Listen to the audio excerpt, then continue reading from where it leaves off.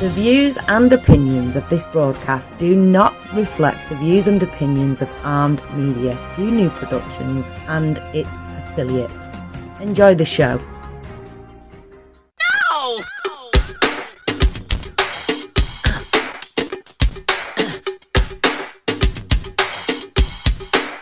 I'm going down to Alphabet Street. I'm gonna crown this girl that I meet. I'm gonna talk so. Okay. You're live. Everybody, this is Kathy. It is, once again, time for the F word, live from beautiful, sunny Manhasset, Minnesota. We have so much snow, I don't even know where it's going to go. And I have a feeling it's not going to, there's mountains of snow piles out there. And I'm going to, you know what, Jimmy? I don't know how much snow you have out there, but I'm going to guess mid-May for it to finally be gone. Yeah, we're going into a cold snap here. I don't know. We're in March. We get a good day. We got about 8 inches on the ground.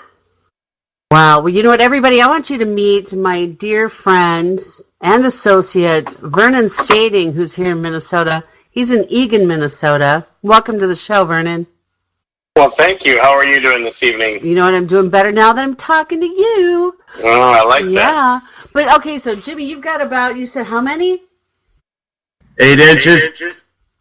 You know, that's what most guys say. Sorry. Yeah, that's why women have bad depth perception, by the way. Mm-hmm. So we've got, what do we have, like 5 inches? Something No, like we had 39 in February alone. 39 so we inches probably in got, February. That's yeah, crazy. it's awful.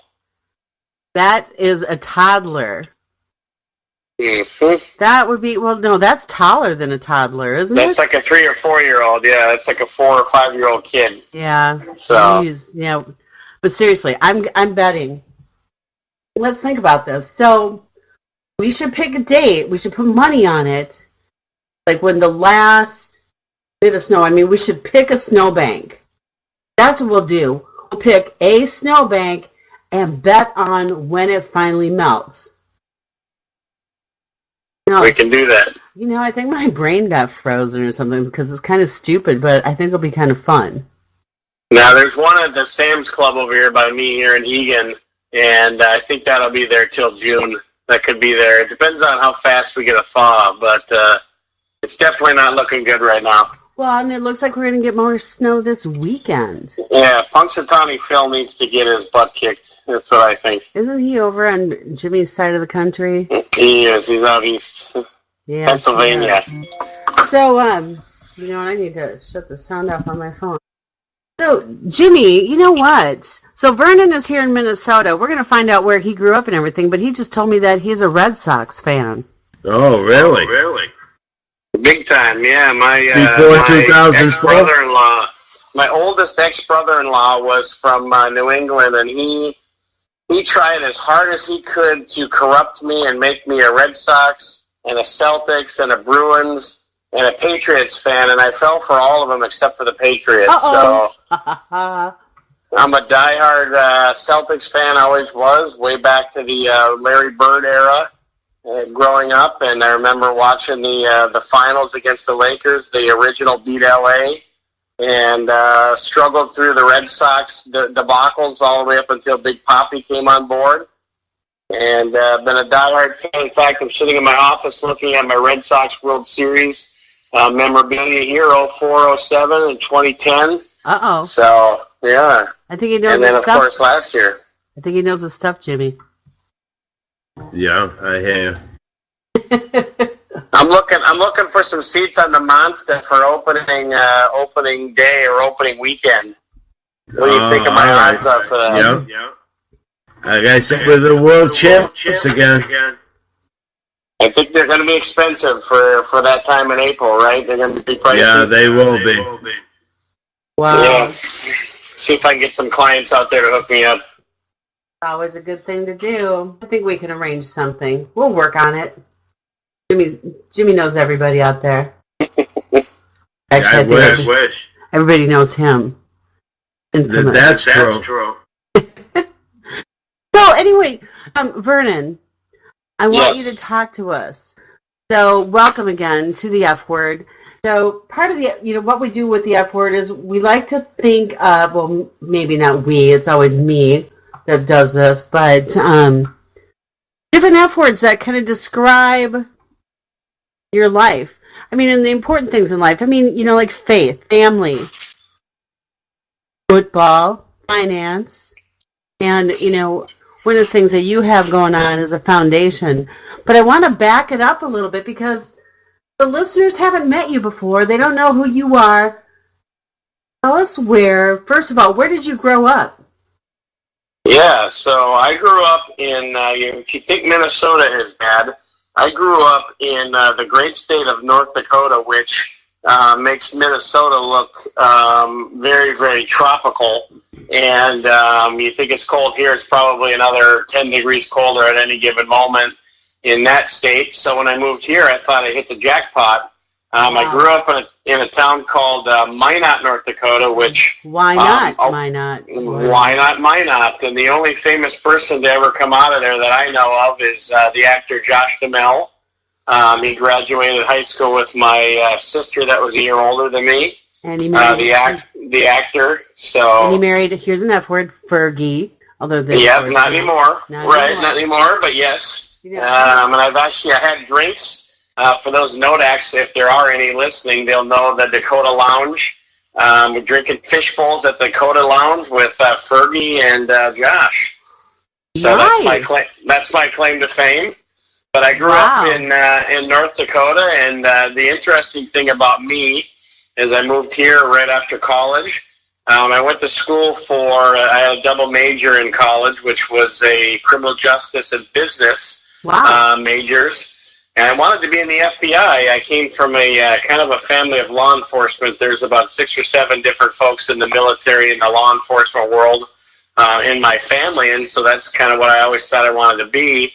But I wanted to put a twinge on it and look at the business world and kind of investigate, crimes like businesses like Enron and that kind of stuff. Oh, wow. That's interesting.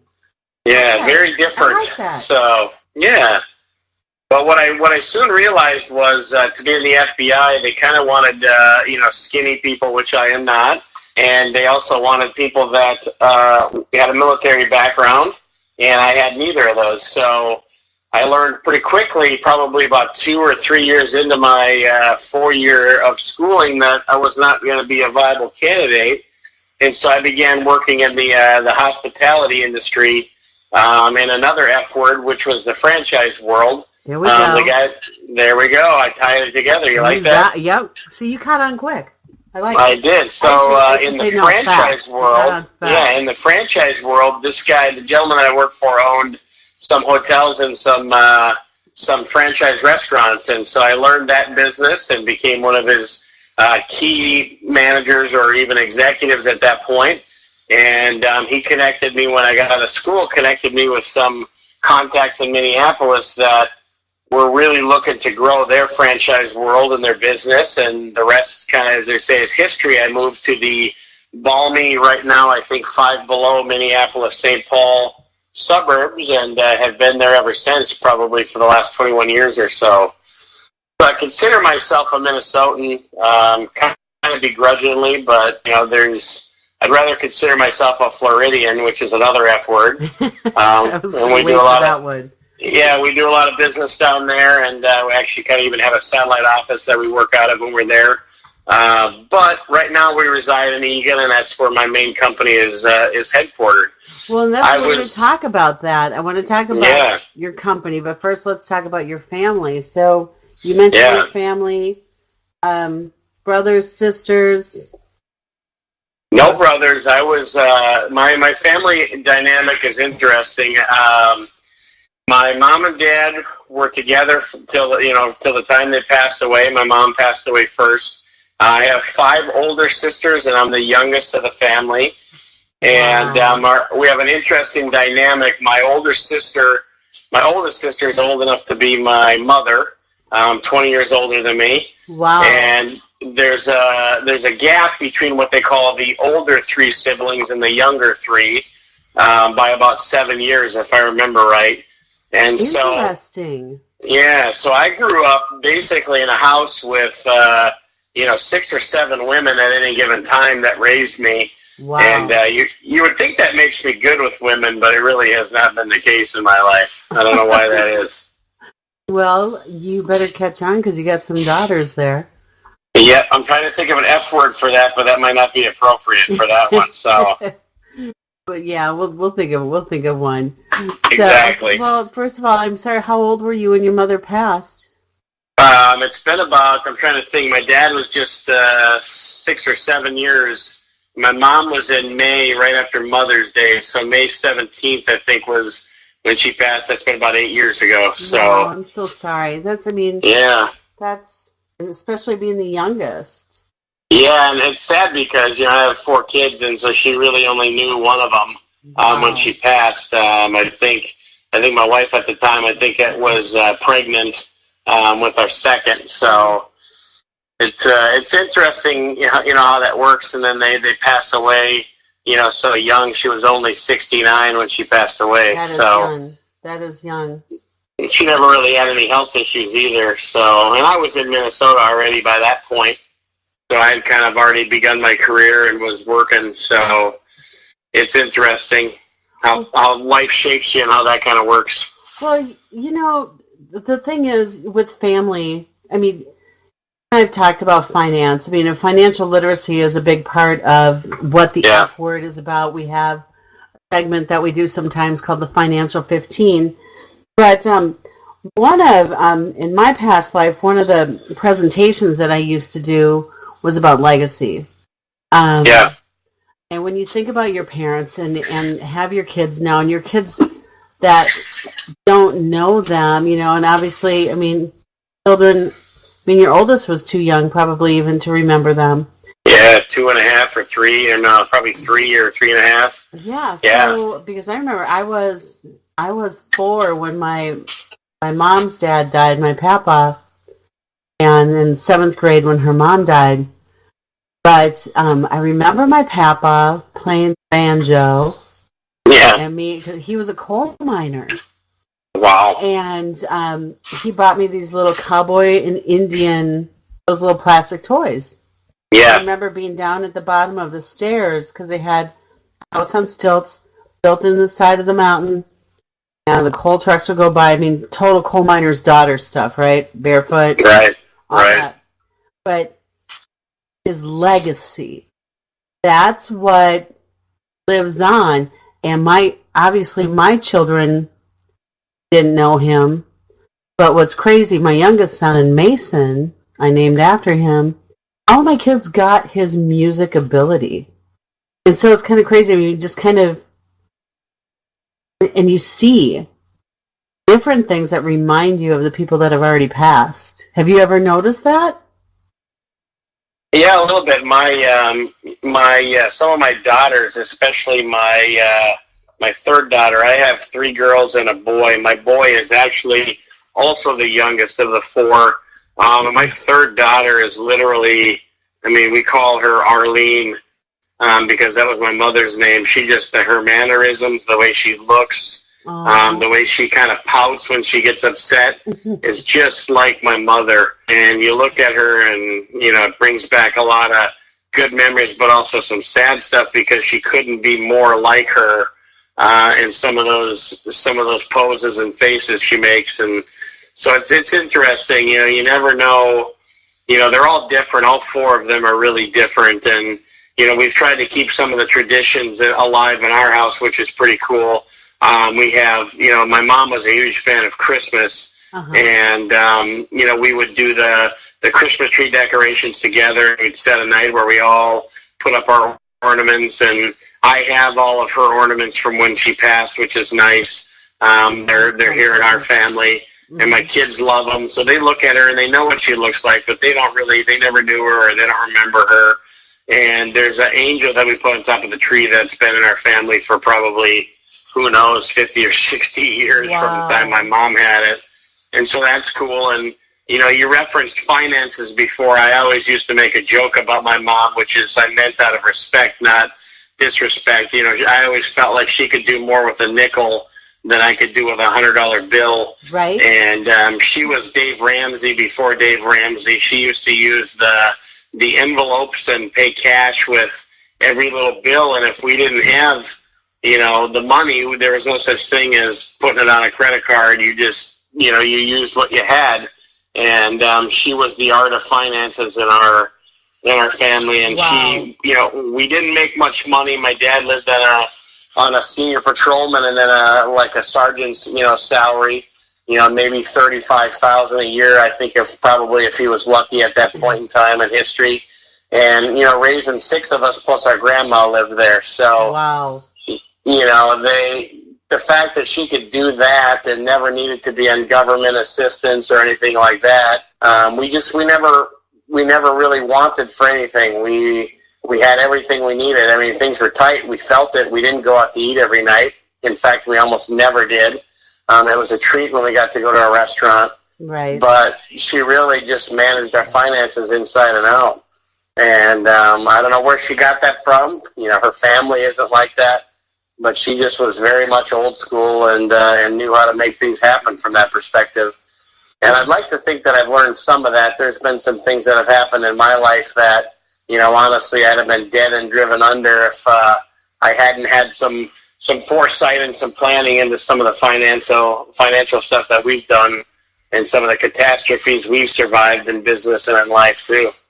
That's, wow. And talk about legacy. I mean, so that's, you know, so the legacy conversation that I would have in my presentations, that was, I mean, you really nailed it because it isn't just about the finances.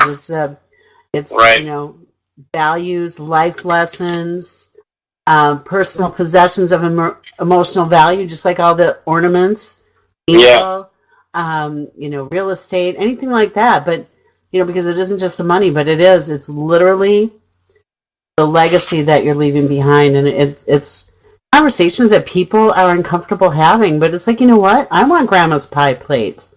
Yeah, I right. want that? No, right. You know? So it's like, I mean, thinking about you having all of the ornaments, I mean, was that a discussion or an argument with your family? No, it was just one of those things that happened by accident. You know, unfortunately, my family kind of fought about everything at the end. My mom passed first, and then everything became my dad's, and my mom actually owned the family farm, which is kind of on the edge of the Bakken oil fields in North Dakota. And so obviously that became a fight of who was going to control that and who's going to be in charge of that. And so, you know, ultimately there was a lot of fighting going on about pretty much everything, even though my dad had, you know, pretty much everything squared away. I mean, really, he had just sold the house and was living with us here in Minnesota because his house had been flooded out a year and a half prior to that in Minot. Oh, and that was going on. Yeah, he was living here in Minneapolis with us and actually passed away here in Bloomington in one of the hospitals. And so, you know, it was weird. He had everything kind of squared away, so all I had to do was pretty much, you know, sell his brand new GMC Denali and divvy up the funds, and there was a lot of fighting over that kind of stuff. But I'm not sure exactly how that came to be. There were some things that he brought to the house, and I think just ended up here and didn't get divvied up from that perspective. But, you know, we don't have, like, most of the pictures and photos from the past. We don't have. I think one of my older sisters has those and hasn't shared them with the family. But we've been lucky. We've gotten some things that definitely, you know, share some memories, and we're able to pass that down. And my kids are the first to get excited about it. They're like, "Where's Grandma's angel?" Oh, you know, when we put up the tree. So it's cool. I mean, they know that it's Grandma's, and they want to take care of it. They're not going to wreck it or break it or anything like that. Right. Exactly. Wow. That, you know, and that's one of the things that I would speak about too is the fights. Yeah. It's so sad. It's another F word. Yeah. It is, right? Yeah. What happens to families when things aren't discussed and set up the right way. Well, it's usually about money, unfortunately, and you know, my dad really, we never thought we would have anything, and my dad actually, because of my mom, had a really nice nest egg, to be honest with you. You know, from the way the property sold in his house to the land that we own, and I mean, it was a pretty nice nest egg. Not anything to make you rich or make you a millionaire, but you know, to go from zero, thinking we're going to have to pay his funeral costs, to you know, actually having money to divvy up in the tens of thousands, I was pretty happy about that. So that's good.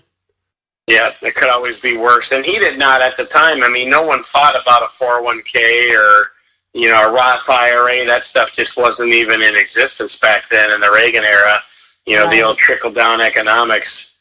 And so people just thought about money. I mean, if there was any to take, they thought about it. Exactly. And that's just the way it was. So when you think about that, how that shapes, here's another F word for you, the future.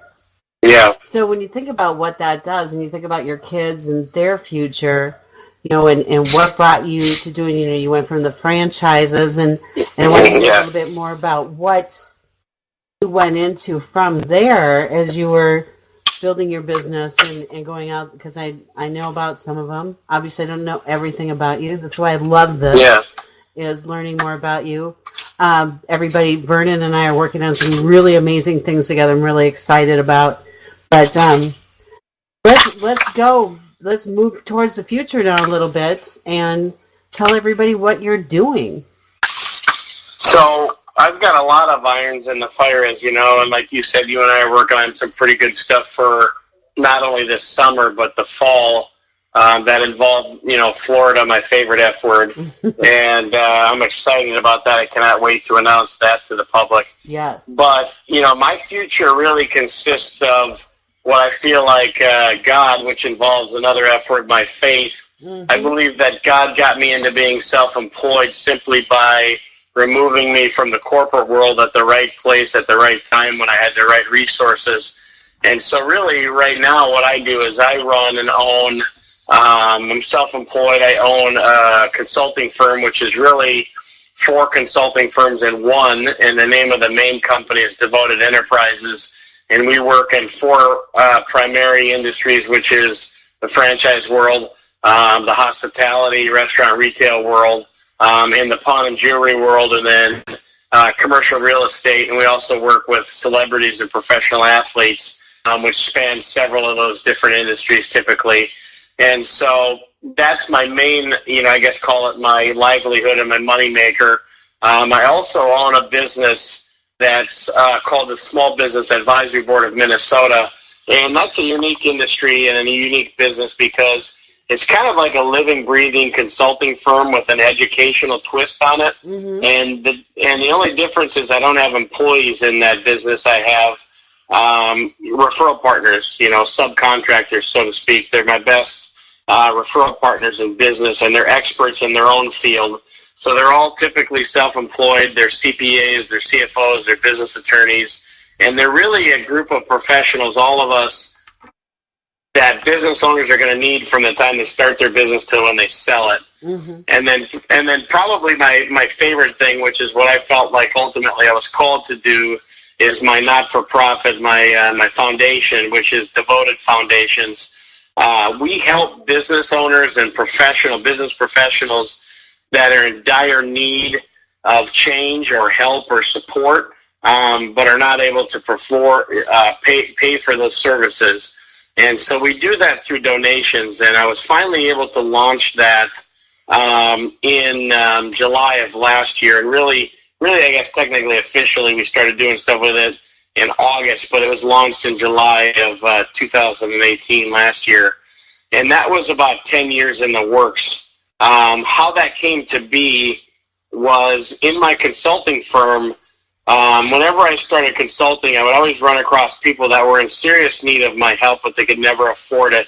And it always pained me to the point where I felt it personally, because I knew a lot of times what they were going through. I left a really high-paying executive leadership position where, you know, you drove the Cadillac Escalade for a living and down to a self-employment world where I didn't know how I was going to pay my mortgage and put food on the table, honestly, for my family. Right. And so I felt a lot of that personally, and I would take people kind of under my wing, and I would give probably a lot more free consulting than I should have done, and it's just something that I've always done, from the time I started. And so it always bothered me, and what I always felt called to do was it needed to be on a larger scale.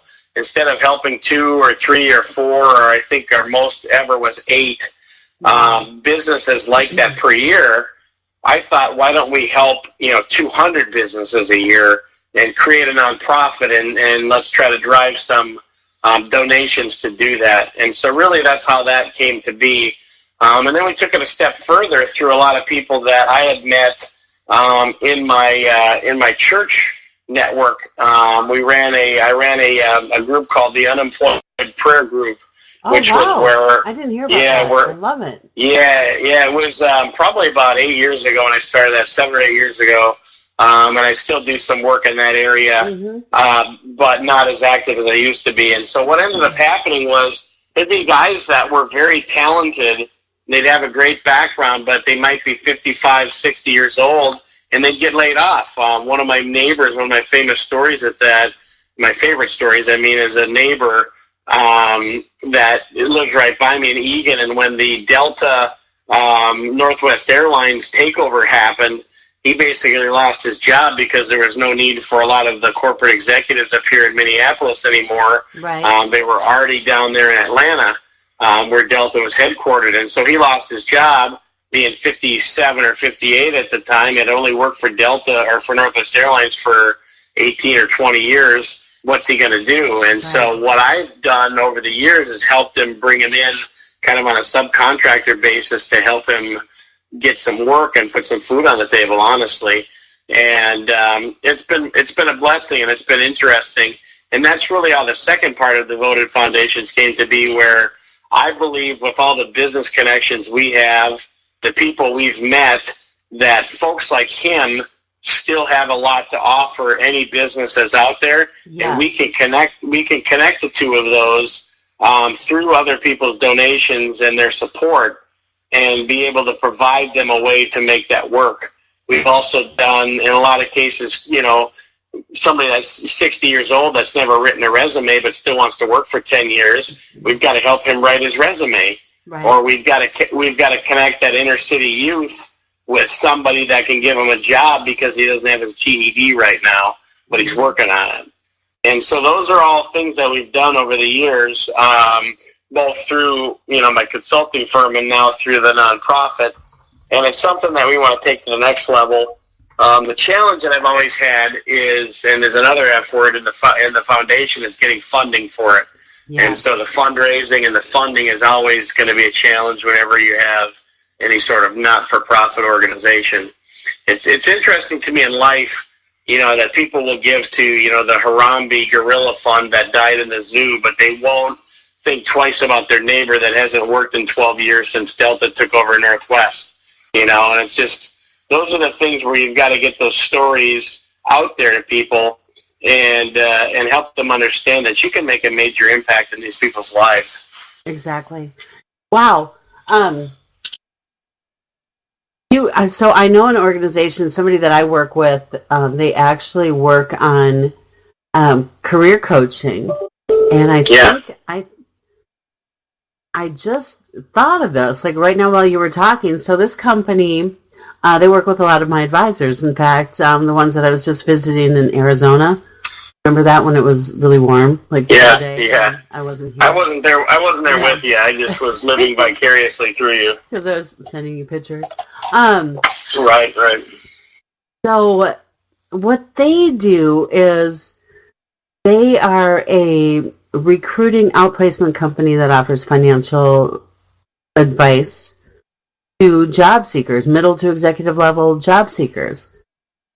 And they help with resumes, they help with their LinkedIn, all of that. I mean, we might be able to find some sort of opportunity to help some funding aspects. So I want to talk, I work very closely with the owner of that company. I mean, so... that'd be very good. I think and not even maybe not even if funding isn't an option. I'm not a resume expert, and honestly, those are pretty hard to find right now in the digital age. Mm-hmm. So any work or support or help that they can do is great. So yeah, we can definitely work on that. And then there's also an organization. I was just looking into it today, and this is something that I was talking to you about that helps businesses, in like tax savings, different, just cost savings for their company, cost segregation. But they have something to do with building resumes as well. And they have a way of scoring these people that need these resumes and help them get hired, because there's actually tax credits that companies get for hiring specific people. yeah. So those are, I think we can relook at getting some really cool partnerships with that. So now a little bit more about the foundation. So Yeah. you had mentioned a younger person that didn't have their GED. Yeah. That's somebody I remember you telling me about that before. Yeah. It's a great success story, and it's somebody that, came to us honestly from through I think it was a foster care situation through some folks at our church. Mm-hmm. And ultimately what was happening there was, I believe both parents were not involved, and through either an aunt or a grandparent became connected through one of the church organizations that I was involved with, and somebody being a friend of a friend of a friend of a friend knew what we were doing and connected us that way. And so for me, the easiest thing in the world was to say, okay, well, what do you want to do in your life? Like, what kind of business do you want to be involved in? And we were able to get him some fairly easy kind of intern work that will allow him to get some resume work on, or some data or information experience on his resume. And that will help a lot. And then you get the GED behind you, and Mm-hmm. now you've got at least a high school diploma, and you've got some work. And then, we have some shared acquaintances, you and I, that, ultimately you could even turn that into and maybe get them, some sort of college grant to be able to go to school and do some college and add the bachelor's degree to that long term. And so you start to see through all the connections that not only we have, but our referral partners like you and other people that are in our network have, and you can start to piece those things together. And so the missing part that we have really honestly is that project manager in that foundation setting that can see all of those things and know all of the players both on my consulting firm and the advisory board that can play and relate within the foundation. And the only thing preventing us from hiring that person, we know who that person would be, is really the funding and the financing to be able to do it. Right. And it's a pretty unique model. I feel like I put together, not only through my own knowledge, but I feel like this was divine intervention. I felt like we put together a pretty good business model. And the way it works is, let's say we're going to help your company that's in dire need of support. We may do it for free, Mm-hmm. or we may do it for a steep discount. And we're going to look at your finances and help you figure out, what we think is a fair dollar amount to pay. Yeah. So let's assume that it's free for now, because you're a few weeks or a month away from, Chapter 11 or a bankruptcy or something Mm-hmm. like that.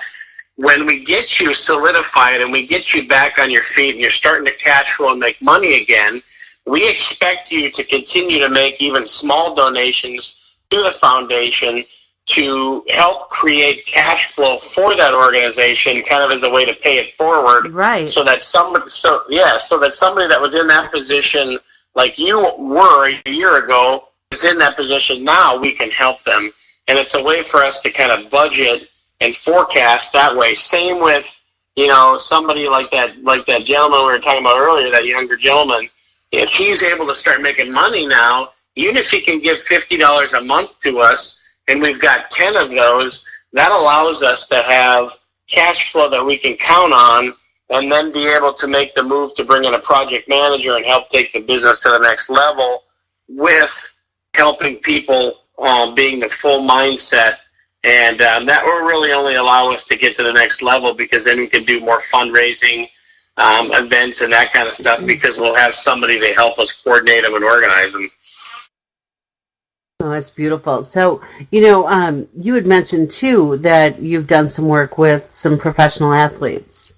Yeah. What, because, as you know, I'm connected to a couple.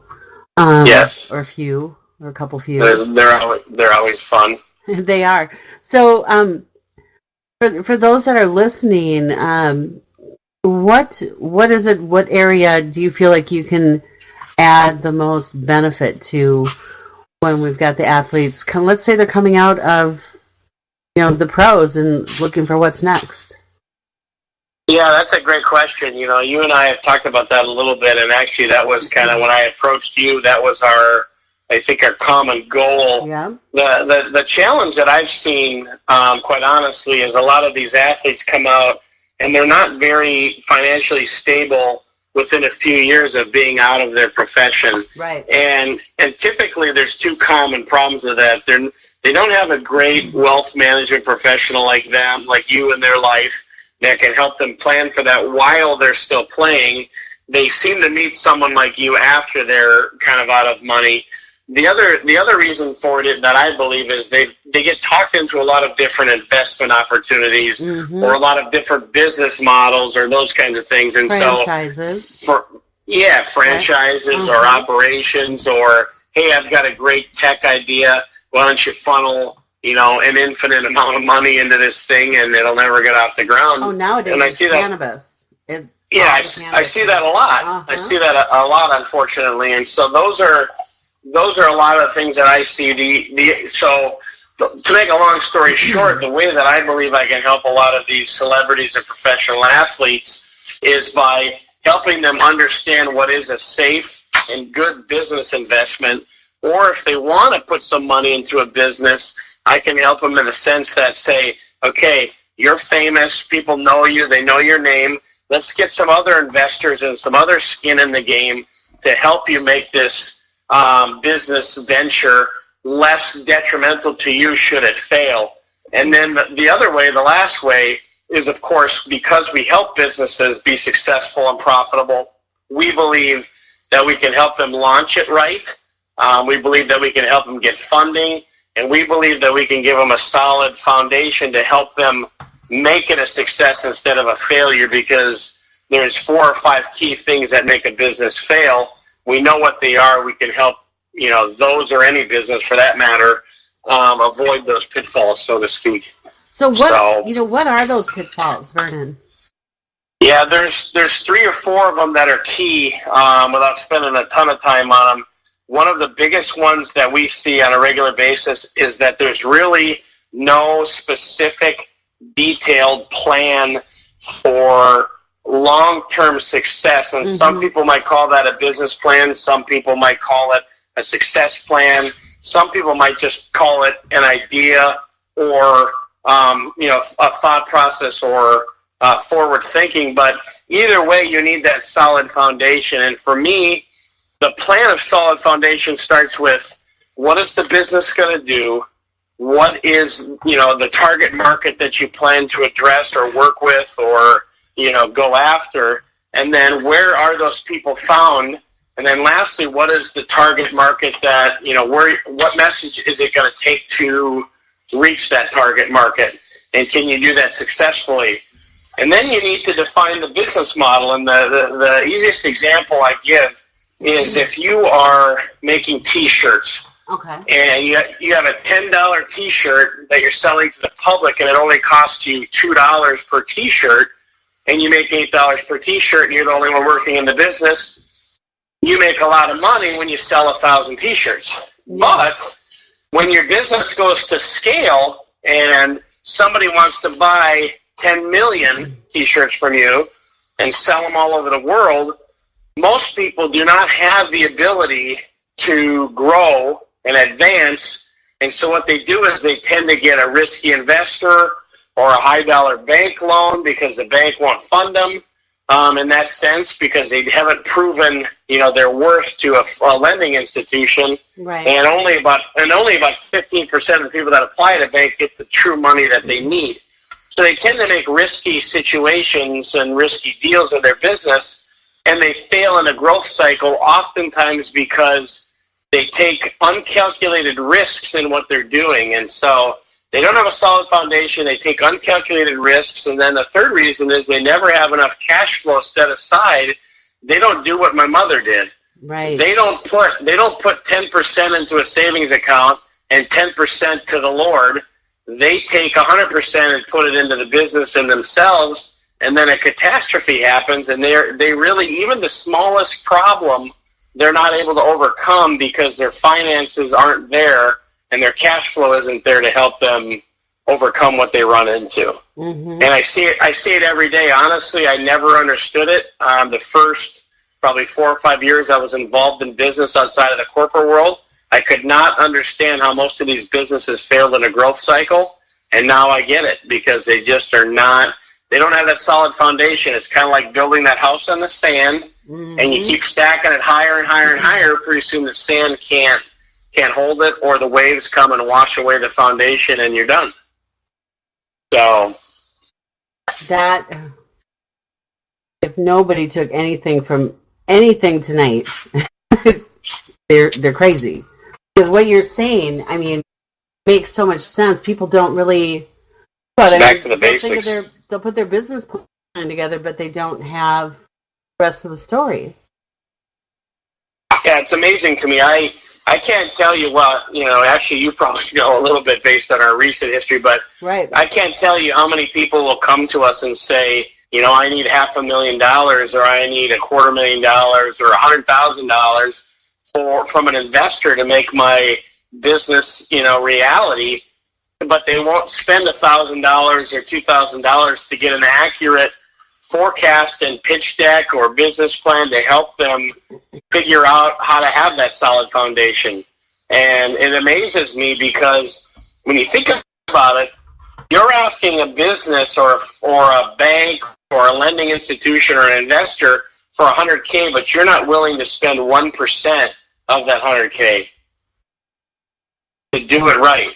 Right. And so it's always befuddled me because I believe it's just like anything else in life. You can't skip step 1 and 2 forever. You may be able to bypass step 1 and 2 in this process, but somewhere down along the lines, you might be in step 5 or 6 in major growth mode. Mm-hmm. You didn't do what you needed to do in step 1 and step 2, and now you need to go back and do step 1 and step 2, and it's a lot harder once. It's kind of like trying to change the tire on a moving vehicle. Good luck with that. Change the tire on any vehicle. Yeah, but especially when it's moving. Yeah. I heard a good joke. I had a guy that owned some secondhand car dealerships, and he said, "What's the difference between a mechanic and a heart surgeon? How come a heart surgeon makes so much more money?"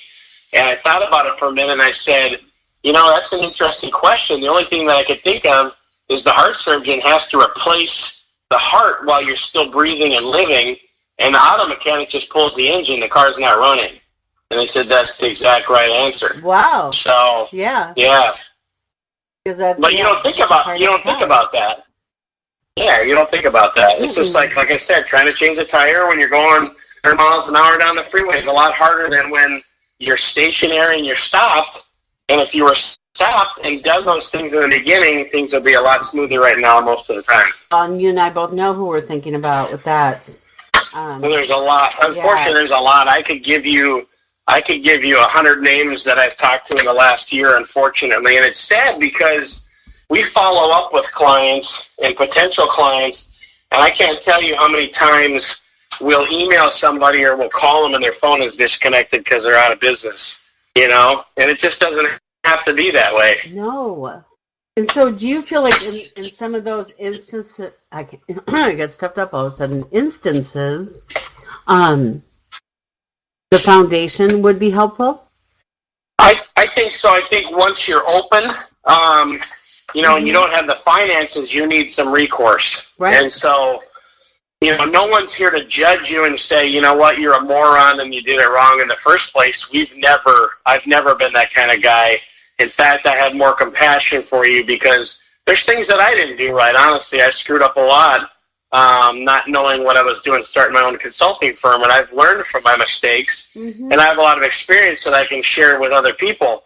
So we will never judge you, but it is a lot easier to start right. And so, one of the things that I'm passionate about, and if you'd have told me this 15 years ago, I'd have laughed at you. I'm passionate about educating people, whether that's through webinars or training sessions in front of them. And if you'd have told me that I'd like to do that, like I said, I'd have laughed you right out of the house. But that's just what I feel like I'm, drawn to do. And I do a lot of public speaking because of that, because I seem to have a knack for doing that, supposedly. So you do. But I've been there. You do very well. Yeah, thank you. But the foundations is always a great start, because when you are to that point and you don't know what your next move is, honestly, who are you going to reach out to and get help from? Nobody's going to help you if you can't pay them. Well, now we have an option for that. So. Exactly. Well, and it's the whole pay it forward part of it. And, and I want to jump back to the athletes, too. Like, one of the things, a lot of them want to start their own foundations. And I think a lot of them do it and as a way to get paid. And then they end up getting messed up. And I think... or a tax write-off. Yeah. So I think, getting... any of the athletes out there that are listening, if that's something that you're interested in, if you have something you're passionate about, literally talking to Vernon, I would get you set up in the right direction and getting your foundation solid and getting the right people on the team. So you're not going to end up in trouble later, because I've heard of different foundations that weren't set up right, and then hello, tax time. Yep. Right. We've had, I could tell you some disasters with some not-for-profits that we've worked with and for. So it's interesting. It really is. And honestly, I think you're along the right lines. I mean, I give so much free advice. People tell me I'm stupid, I give too much, but honestly, I would rather give you a little bit of free advice than to see you fail. That's just the kind of guy I am.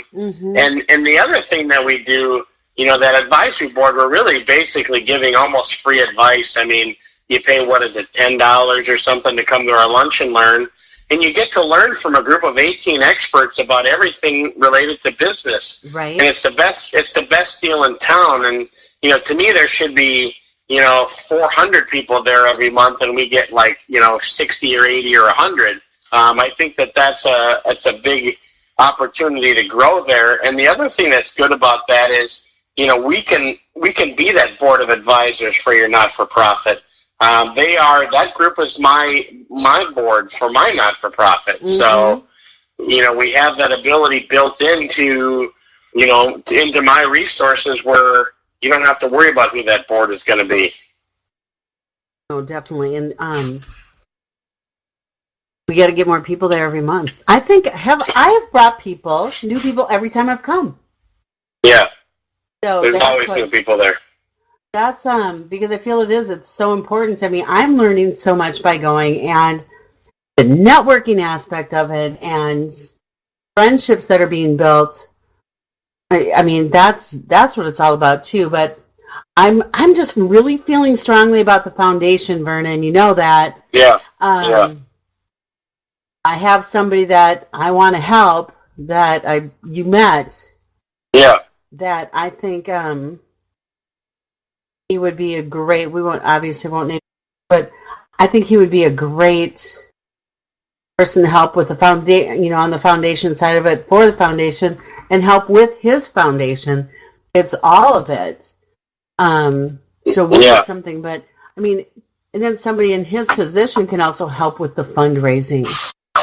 Yeah, and that's what we really need. I mean, the biggest thing that I'm lacking right now, being pulled in 40 different directions, is that my staff really are consultants. They are dedicated to helping the clients. They're not admins, and they're not social media advertisers, and they're not salespeople. Right. And so really what I need is that key intern that can work and be affordable, or is willing to grow within the organization and take this thing to the next level. Somebody that's not going to command a massive salary right out of the gate. And honestly, that could happen through the different organizations and whatnot, but I think there's tremendous opportunity there to raise some support. All I would need to do is get one of these success stories on video and share that with the world, and people would see, the tear jerking that happens with that. I mean, the easiest thing that I do, and I don't think you were at that fundraiser event that we did prior to you coming, but we did one prior to the silent auction. And honestly, I just had everybody close their eyes, and I said, do you remember a time when you were sitting there and didn't have enough money to pay a bill or put food on the table, and somebody raised their hand, and I just used this joke the other day. It wasn't a joke when he said it, but someone raised their hand and said, I didn't know. My choice was to buy food, for my kids or pay my car payment. And I said, which one did you choose? And he said, obviously taking care of my children and putting food on the table, because I can negotiate with the bank. I can't negotiate with my kids that need food. And so I used that story recently. I said, you can't negotiate with terrorists, which are my kids. I call my kids, Yes, monsters and animals. Yes. But ultimately, they're not going to take no for an answer. If they're starving, I'm hungry, Dad. you need to feed them. And those are the kind of stories that need to be told and shared with people, because we've all felt it. When I went to college, on a scholarship, they paid us to play football, and they didn't pay us for anything else. They paid us, honestly, to live in a dorm, and you had 3 meals a day, and that was it. Your textbooks were provided. That was it. You weren't allowed to work. I had no money to go out with friends. I didn't have any money for anything else. And I remember what it was like to eat hamburger helper without the hamburger. And we called it helper of, obviously, which was lame. But we ate that, and other kids ate ramen noodle, which my kids love now, and I won't touch for the life of me. But that's the kind of stuff you did. And if you don't remember those times, you've never had them, you're damn fortunate. And I want people to know those stories. If there's stories like that, sometimes just donating a story like that you've lived through, and letting us market that can make a big difference in the fundraising ability, which will make a big difference in the foundation. Right now, if I have to pull up the list, but I think we have 35 or 37 names that are on that list that are waiting for funds before we can help them. Wow. And that makes me sick every day, knowing that there's 35 that I know of, and there's probably 3,500 in the circles that I run in that we should be helping right now and can't. We just don't have the funds to do it. And my mind is literally racing. Because racing now. Well, because it's like, I'm thinking, not only do we help, there's another person I literally talked to today, that was, NFL pro wrestler, bodyguard to somebody extremely famous, battled major health problems, had a heart attack, suffered diabetic coma, broke his neck, and he worked it. Oh my gosh, he came back. Yeah. And I saw him. It's like he went from like 17 different medicines down to 1. Nice. And so he's putting together a documentary. Nice. And those are the kind of things you need to share with people and tell them this can happen, because I think people get complacent. They get to that point where they give up when things are so bad. Right. And they just accept failure. And failure's never been an option for me. I just can't. Right. I just can't accept it. Well, and this guy, I know for a fact, because he got a hold of me today. He said, I never ever forgot about you talking about, financial literacy and the need for insurance. And, if I would have had disability insurance when I broke my neck, he broke his neck in the gym Weight's dropping on him, right? Not good. And he's like, if I would have had that, it would have been okay, but I didn't. He's like, I want to be out there. I want to be talking. He's like, I want to be out there speaking. That's what I want to be doing. And how he came back, he lost like 150 pounds and is back in the gym and only on one med now. So, I mean, those are the people that not only, I mean, we can help them build their business and get out there and do the public speaking, but also build the foundation. Devoted Foundation. Right. So that's I will that's going to be something this week. I know we don't have anything else to do. Yeah, right. There's no meetings tomorrow or anything like that, right? No, nothing. So yeah, nothing on the calendar. Those are going to be a couple things that I want to get started this week. Yeah, so that's what we'll do. But look at this, the hour is already up. So Vernon, I want to thank you so much for joining me tonight, because I think it's really important that people hear that there is a place that they can go to get help. Look at my website, Hall of Fame Financial, also the F Word, but we'll always put out whenever there's something going on with the Small Business Advisory Board. So, and I'm always going to bring more people, because that's what I do. You've been great. I talk You've to been people. Great. And you, my friend, have also been great. I want to thank you. And I just, thankful to have you as here's another F word, my friend. Yeah, I appreciate that. Thank you for having me on. And anytime we can help, you look us up and find us. The easiest way is, Google search Devoted Foundations, but it's devotedfoundations.org.